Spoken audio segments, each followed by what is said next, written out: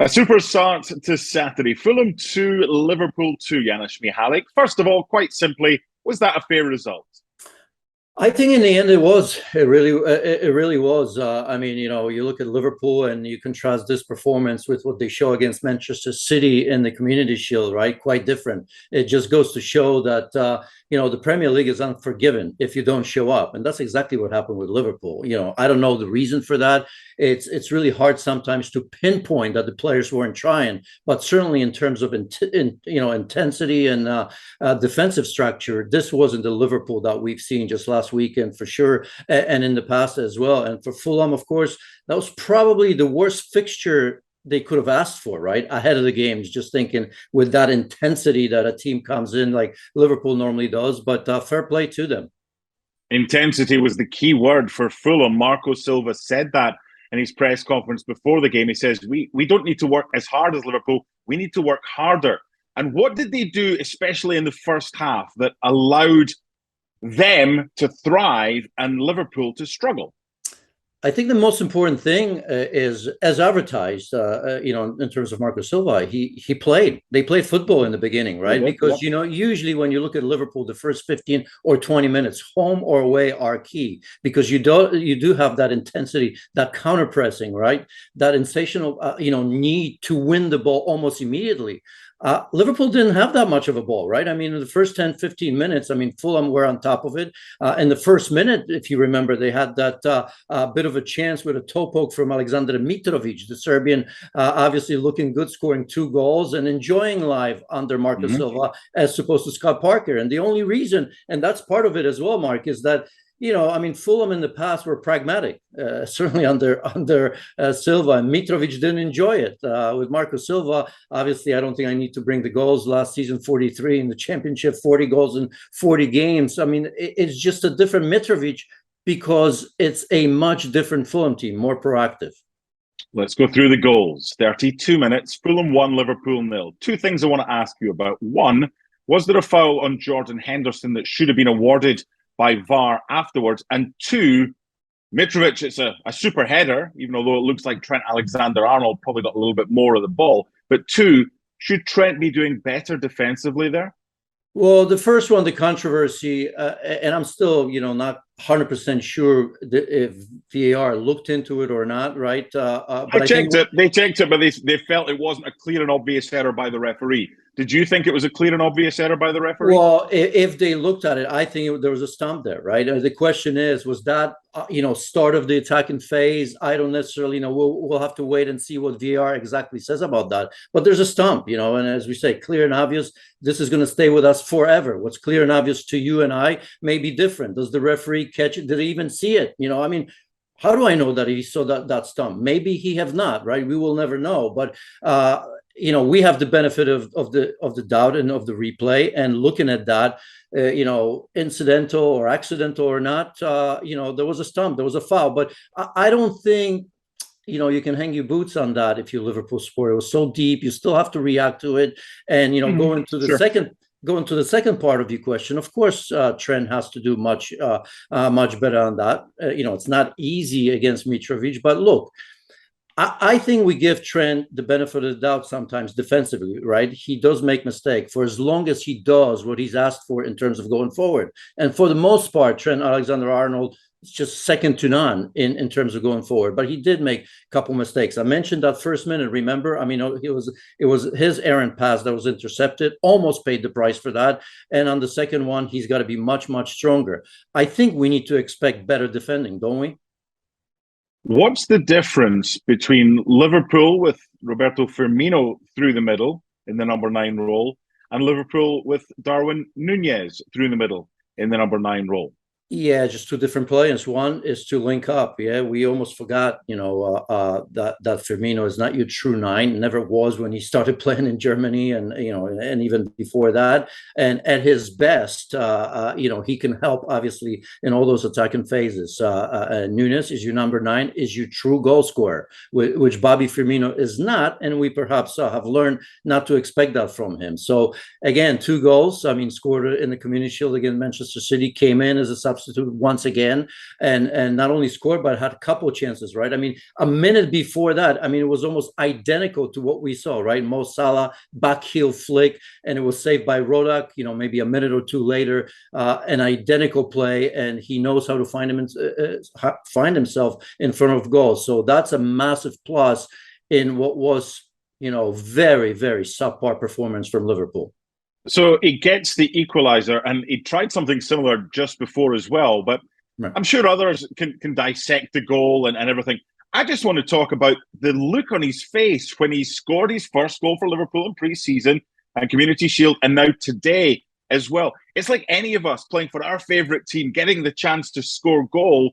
That's what it means, and it's just the joy that it seems to bring a player. At times, that kind of is missing from football, and I just love to see that big smile on his face after he scored that goal. Oh, absolutely. It's joy, and it's a relief for him as well, because I think he knows the sort of pressure you're going to be under when you come to the Premier League. I've watched all Liverpool's preseason games, and remember, in the first game or two, there was already pressure on him that he didn't score, right? Yep. And then, of course, he had a four-goal game, and then the aforementioned 2 games, one against City and one today. So I think it's good to start your life in the Premier League as advertised, right? And that's exactly what he's done. I mean, you and I will be talking later about Erling Haaland, who does have a goal already for Manchester City, not in an official game, but there's already some pressure that perhaps against Liverpool he should have scored. He had that one sitter, right, that he didn't. So I think he enjoys life right away because that pressure to some degree is already off. And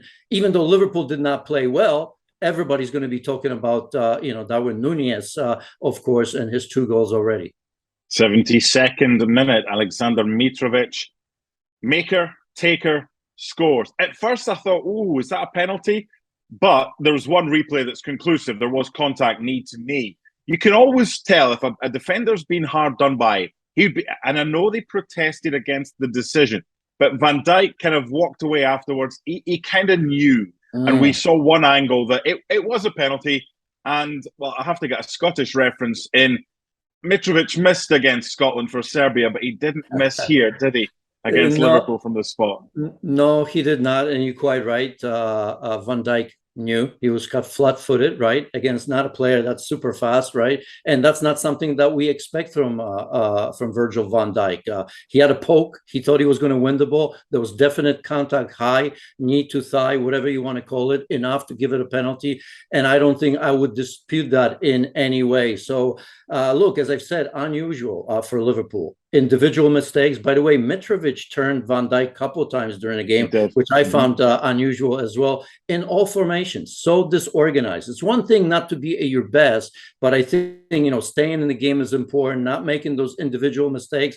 And I just think in all formation on both sides of the ball, it was a poor performance from Liverpool. And what's so unusual to me was that they showed what they're capable of already against Manchester City, right? I mean, to play that sort of game, which I thought Liverpool were absolutely excellent in the first game, goes to show that they were ready. I mean, we cannot sit here and say Liverpool weren't ready here. It's early in the season, right? I mean, these 2 points, you may be looking for them somewhere, right? Look, people will say Man City lost to Spurs last year and still won the title, right? But given the small margins that we see, if you think it's going to be between Liverpool and Man City, the small margins I'm talking, was it 18, 19, to 98 and 97 points. Last season, 93, 92 points, right? You look at these points and the manner in which Liverpool gave them away, right? When I say gave them away, Fulham earned them, but, it wasn't a good performance. So, we have to remember that.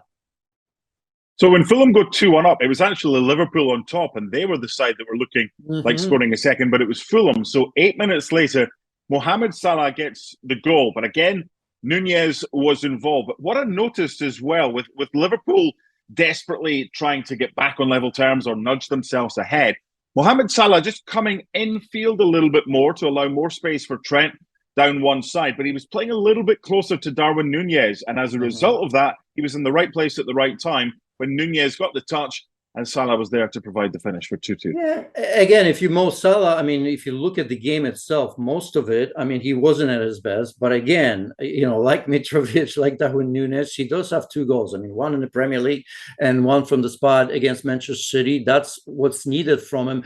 I still think there's going to take some time to figure out the front three, right? Look, this is probably the last time I'm going to talk about Sadio Mane, but today's game, in terms of that intensity, creating that energy, he was missed, right? Pulling defenses out, and especially center backs, getting them out of position. That's something that I think will be missed to a degree until Liverpool finds somebody that can, jumpstart that. And so, but he's gone. I mean, that's why I'm saying this is the last time I'm going to talk about him. Diogo Jota not available yet. Question marks about Bobby Firmino. I still think he's super important. He's been great for Liverpool, but I think we're going to see some good games, some bad games, and that comes with the territory, I suppose. But again, Luis Diaz still has to come into his own. Liverpool scored tons of goals last season. I think they will as well, but I think we'll be asking for Mo Salah to continue to do what he did last season in terms of scoring, right? Luis Diaz is going to probably have to make a bigger mark in terms of scoring as well. And I think, Jota, if he stays healthy, that's been an issue for him. Second part of the season last year and already now. Darwin Nunez, I don't think we're going to have to worry about him. It's a good point for Fulham, Janusz. Have they finally learned what it takes? And there's not a very big sample size. I get that, but they've been the proverbial yo-yo. When they've come up, they've gone down again. But they now seem to have a structure. They're coming into the league having been brilliant last season. I was lucky enough to be at Craven Cottage earlier last season, and the football that they played, and they're not trying to change things. They're just trying to do what got them success there. And Andres Pereira as well could be a super signing, having spent last year at Flamengo, the former Man United player. So you got to be positive if you're a Fulham fan. Positives for Liverpool today? Any? Well, that they've salvaged something, right? Because you're quite right. I mean, they were behind twice, even though it looked like they were going to go from strength to strength and win it while not playing well. For Fulham, I think deserved point. I think they're going to build on that momentum. You're absolutely right that I think they will want to get rid of that tag of a yo-yo team. So it's a great start at home, right? I think they're away to Wolves, and then they have Brentford at home. So you'd like to think that they could build on this momentum. And, a very good start in the Premier League, especially for a promoted side, goes a long, long way. But yes, I don't think they're going to be looking at that, thinking that the job is done. It's a long, long season. But as I've said, in my opinion, that was the worst opponent they could have asked for. And they came out of it probably thinking that maybe they should have had all 3 points. It's one of my favorite weekends of the season, Janusz, the opening weekend in the Premier League, because of the overreaction. Arsenal fans think they're going to win the league. Fulham they're going for European football. And Liverpool, mid-table mediocrity after a 2-2 draw at Fulham. There's a long way to go. Liverpool will be up there. Fulham, good luck to them. They were excellent today. It finished at the Cottage. Fulham 2, Liverpool 2. Thanks so much for watching ESPN on YouTube. And for more sports highlights and analysis, be sure to download the ESPN app. And for premium content and live streaming, subscribe to ESPN Plus.